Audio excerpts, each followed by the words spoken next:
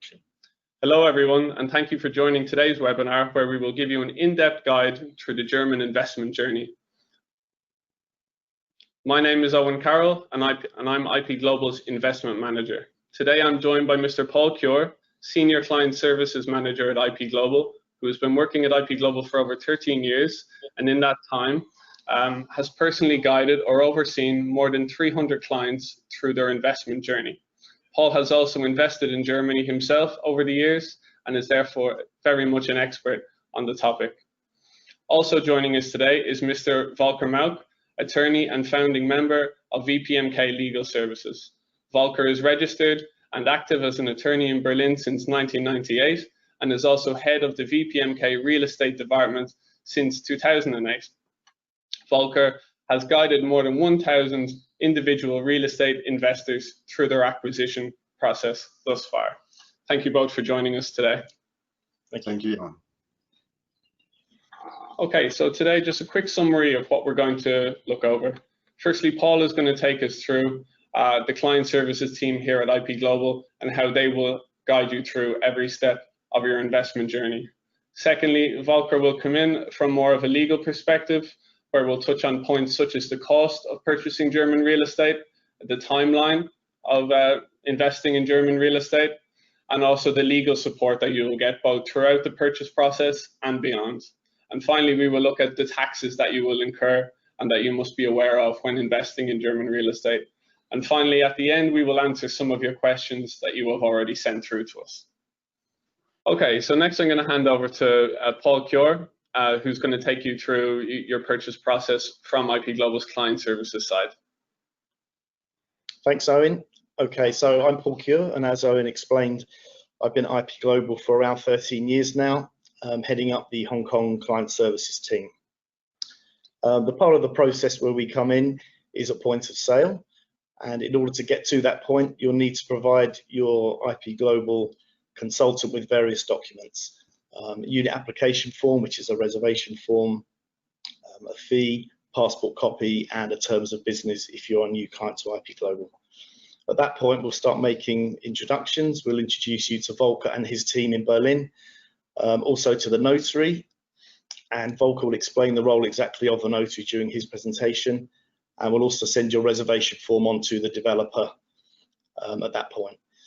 Within 24 hours of you providing those documents to IP Global, we will then send a welcome letter or email to you, setting out the next steps, and at the appropriate time we'll introduce you to Liquid Expat, who are IP Global's sister company who can help you with a mortgage should you need one, and also to Complete, another sister company of ours, and they'll help you with tenant acquisition, lettings and management. From that point through to completion, we will provide you with construction updates, which we will obtain from the developer around every 3 months. We'll give you advance notice of the upcoming payments, which again Volker will expand on during his presentation, and they will help you through the completion process in due course. Okay, great. Thanks very much for that, Paul. Now, Volker, we will hand over to you. All right, thank you very much, Owen. So VPMK Attorneys, we are a law firm that was founded in Berlin about 22 years ago, and we have the specialization that we work almost only with private individual clients from abroad. So our main focuses are on individual private clients and not so much on international companies. We have two main businesses, field areas of business. That is one, the real estate, and the other one is migration, and then in between is company foundations for either of the two. We work a lot with IPG clients because we have, they are international clients who invest in Germany, so that just meets that specialization I described before. If you can go to the next slide, Owen, start talking a little bit about one aspect that is usually new for international investors, and that is the side costs of purchasing real estate in Germany. The side costs are usually a bit higher than what you're used to, which is mainly because of the purchase tax, which is comparatively high in Berlin and in Frankfurt, for example. It's a bit lower in other parts of Germany. It's a regional tax, that's why we have these differences. So in Berlin, it's 6% on the purchase price for purchase tax, and in Leipzig, for example, it's 3.5. Also in Bavaria, it's 3.5. Frankfurt is also 6%. That tax is due upon the notarization plus the 4 to 6 weeks that it takes the tax authorities to process it actually. Then another expense that you have when you buy real estate in Germany is the notary and land register fees. These are degressive, so it's approximately 1.5%, but the more you invest, the smaller the percentage for these. And then we have the legal fees, which is 1% plus the VAT, so 1% plus 19% on top of that, so 1.19. We ask our clients to deposit 50% of that when they hire us and another 50% before we notarize the contract. In general, the time schedule for an investment in real estate in Germany, we divide that into three phases. You see that with the 3 points on this slide here. The first one is the preparation for the actual purchase contract. That is, of course, the reservation that Paul just described. Then we have the legal preparation. That means that from our side, you get a full legal due diligence. And of course, we explain the contract because you are new to that kind of contract. We will, of course, find out whether there are any unusual risks or so and point them out and negotiate them for you. At the same time, most of our clients are sorting out their financing. That means that they get in contact with the finance broker that Paul just mentioned. And when you are happy to proceed, that means when you're happy with the contract, when you are fine with the financing, then we make a notary appointment for which usually the parties have to come to Germany, which of course is not really useful for you because you live abroad. So we represent you at that notary meeting.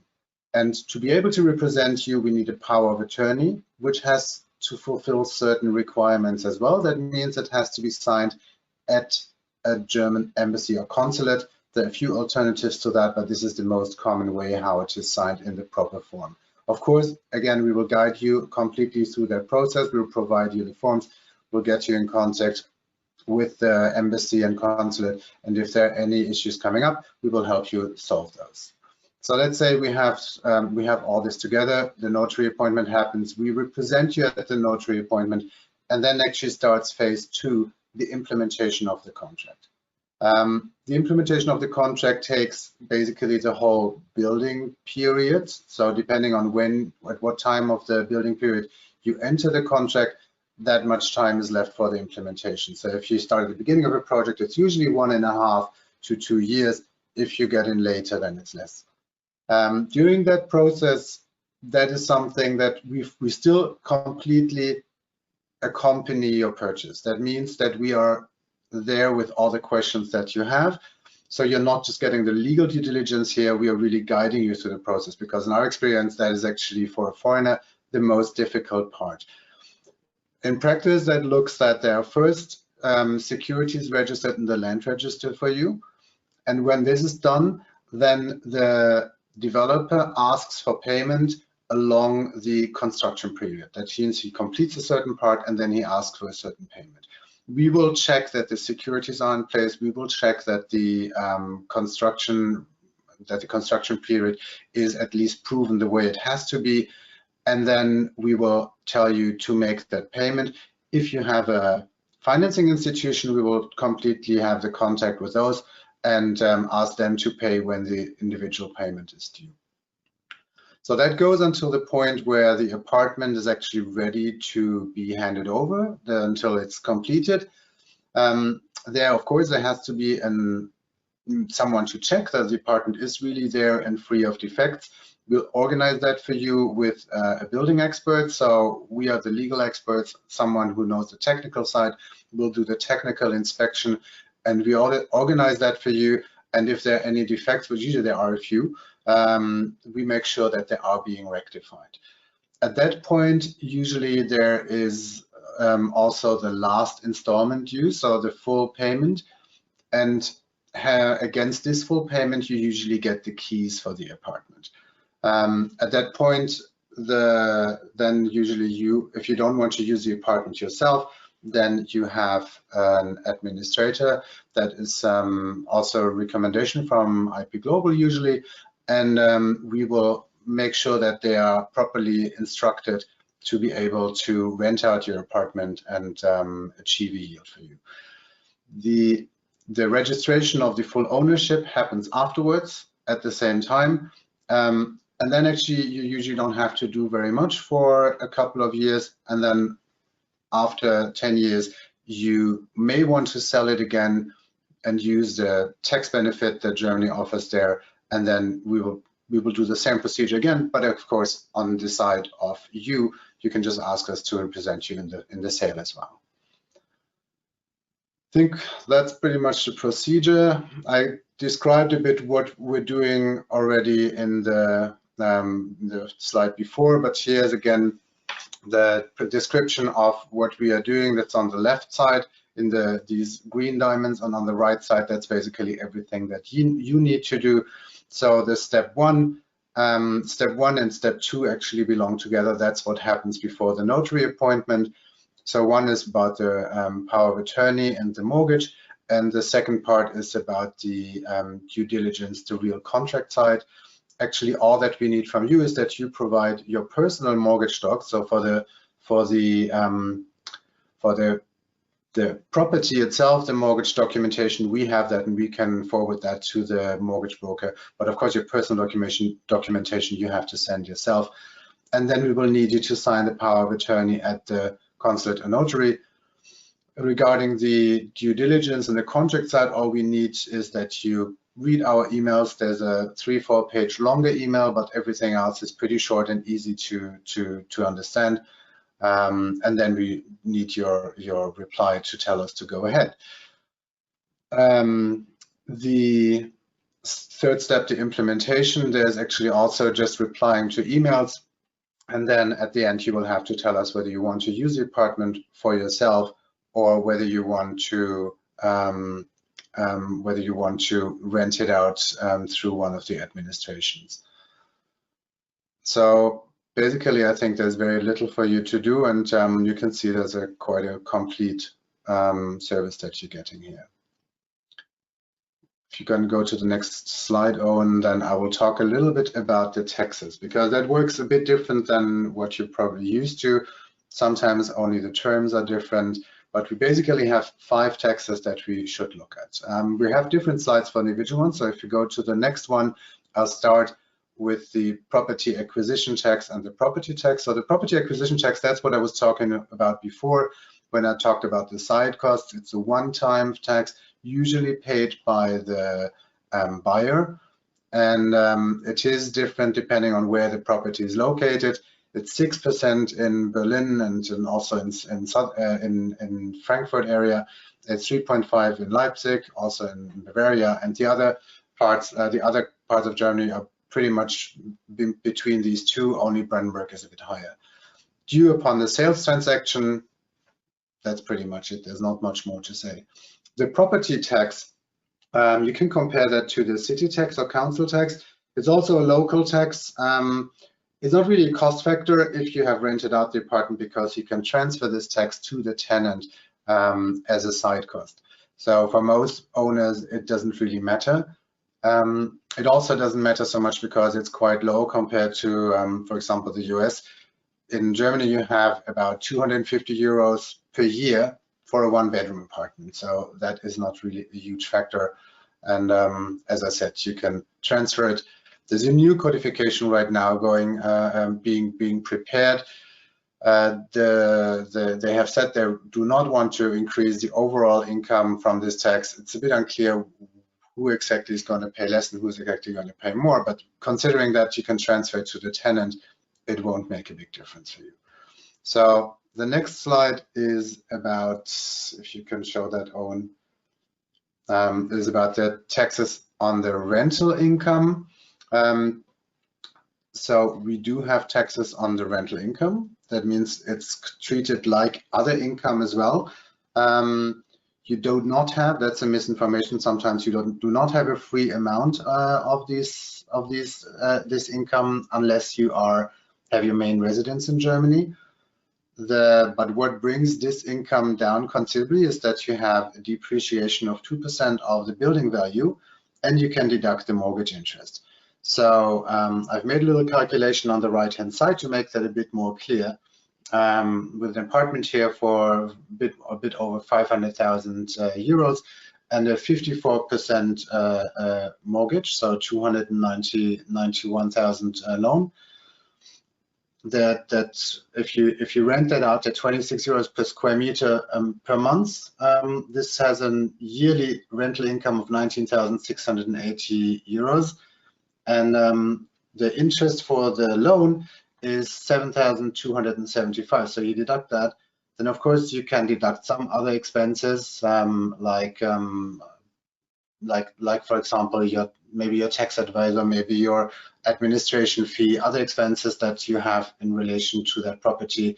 I took here 1.5 euros per square meter, and that times 12. Then you have, and that's the biggest part, the depreciation. So 2% of 85% of the total investment, because you only depreciate, you only write off the building, you don't write off the plot, and that's usually somewhere between 15 and 20% of the investment is for the plot. So 85% is for the building, and of these 85% you write off 2% per year, and that brings your taxable income down by 9,160 euros every year, and then you end up with a taxable profit of only 2,114 euros. So you had a rental income of 19,687. Taxable of that is 2,114, and then you have a progressive tax rate, which for these 2,100 would be 340 euros. So we're looking at quite affordable rental income, unless of course you have a very high income, which then again is good in a different way. Another one, the taxes on the sales profit. In the UK, that is called capital gains tax. In Germany, it's also going under the headline of income tax. Again, the same progressive tax rates, but there are some really interesting tax advantages for investors, private real estate investors. That means one of them is that if you have the apartment for 10 years, you can sell it without paying any taxes on the profit. Just as simple as that. You can rent it out before. There's no restriction to what you do with it before. You can also sell it to whomever you want. You make a profit, and that is tax-free. If you live in the apartment or use it for yourself, you don't even have to wait those 10 years. Then it's a shorter period. You can contact me. It's a bit more complicated, but it's considerably shorter if that's an option for you. That is the tax exemption for owner-occupiers. Then the inheritance or gift tax. We do have an inheritance or gift tax in Germany. Usually Germany has quite high allowances for close relatives, which are tax exempted. It's a little bit a complicated calculation, so if you have questions about that, please feel free to ask me, and I'm happy to explain that during the purchase process. So that's pretty much what I wanted to say about taxes. Are there any questions about that? That's great. Thank you very much for that, Volker. That was very educational. So we've had a lot of questions which have come in already from people. So what I've tried to do is try to summarize them, that we can try and capture a lot of them today. But of course, if your question is not answered today, we will actually come back to you directly on that. So Volker, maybe I'll just go back to the slides which the questions relate to. First of all, here we have one on when you're making your payments in line with the construction period. And some people ask, how do they know that the developer has actually reached a certain part in the construction period before that money is actually paid? So maybe if you could tell us a bit more about the security there. Well, they have to provide a written statement from either the architect or the project leader that this has actually been reached. We also have at any time the possibility to inspect the property Especially many of your properties have a webcam that is 24/7, where we can see the actual progress. And also, at the end, last not least, but the banks always require pictures of the progress. So they have to provide us some pictures for the individual progress. So we actually have, I must say, we have never had a developer actively trying to give false information there, because that would be a criminal offense. And there may be sometimes that we start a discussion with them whether this is completed or not, but that they have entirely made it up. That we have never had that situation. Okay, that's great. The next question is on the point here in terms of the implementation of the contract. So the third bullet point down, obtaining protection in the land register before your payments. I know that this obviously means that the client's payments are very, very secure, which is not the case in other markets as it is in Germany. So Volker, maybe if you could just give us a bit more information on that. Yeah, so the clients have two protections, alternative protections. One is that the developer provides a bank guarantee for basically them getting all monies back in case the developer would go bankrupt. Alternatively, the developer can give them a priority notice in the land register. Means that the land register gets a remark which says person AB has bought this property, and they will be the owner in the future, and no one can delete that remark without the buyer actually approving. Yeah, so this will stay in, so the developer cannot sell that property again. If he goes bankrupt, no one else can. So then the administrator of this possibly bankrupt developer would have to honor that contract as well. Okay, that's great. The next question was on the property acquisition tax. In terms of, so all of the taxes that you incur when you purchase a property in Germany. But what about the exit costs? Is there any ones that people should be aware of that will come up when they actually sell their investment? There aren't really any exit costs to speak of. The property acquisition tax is usually paid by the purchaser. So when you sell the property, then you will have the new buyer will have to pay the property acquisition tax. The same for other side costs; those also will be borne by the buyer. Then maybe you want to be represented in your sale again, as I said before, because you don't want to come to Germany. Then that would be a cost that you would have to bear yourself.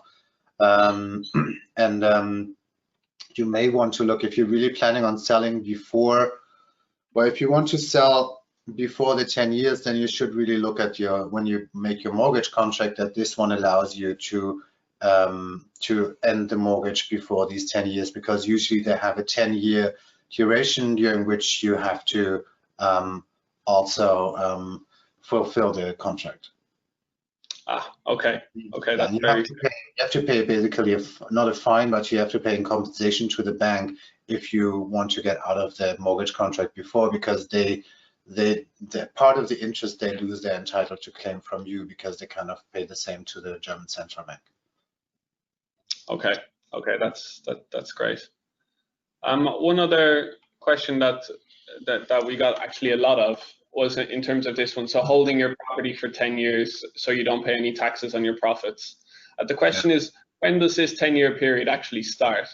Is it when the client notarizes the purchase contract, or is it 1 to 2 years later when they actually get? There's a nice mistake in the slide. I just see that. You purchase in 2020, but you sell in 2030. Sorry, not in 2020. So that's actually what's supposed to be on the right-hand side of that slide. So it's the notary appointment which matters. Yeah. So you have the notary appointment, and from that date, the 10 years are counting.